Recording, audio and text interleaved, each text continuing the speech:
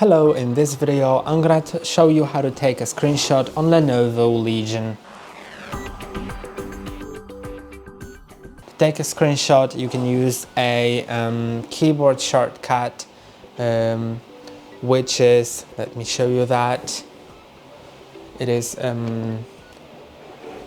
the Windows Shift and S, and it opens the tool for taking a screenshot. You can also instead click on print screen key, which I can see here, and now we can just take the screenshot. So I'm going to explain the whole tool. Here you can select whether you want to take a screenshot or screen recording, and in the screenshot mode you can select rectangle, window, full screen on freeform. The rectangle one, you can just select the rectangle that you want to screenshot, then it'll screenshot it.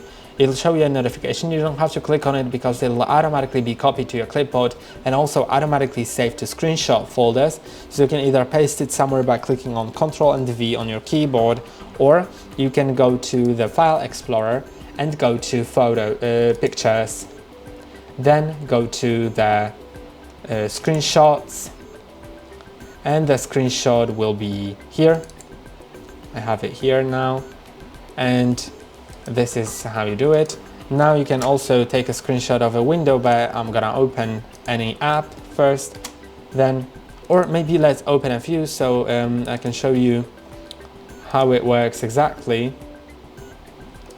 And now, as you can see, I have this window hovering over this one, but if I click on Windows Shift and S or the print screen, then select window and hover over that window, then it actually takes the screenshot with this window that's over it. I didn't expect that, so actually we need to first click on that window to make sure it's on the top. Now the notification is covering it.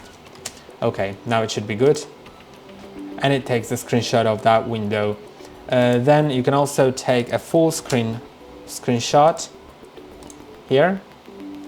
By the way, if you click on the notification, of course, it can help you with a few things, because with the notification you can draw on the screenshot, you can change the color, the thickness, you can also use a highlighter to highlight something.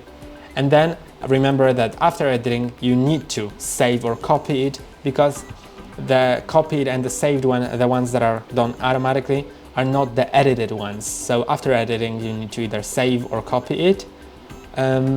And now there is also the freeform, which I don't find really useful, but maybe there are some use cases that you'll find it useful for. And you can see this is our screenshot now.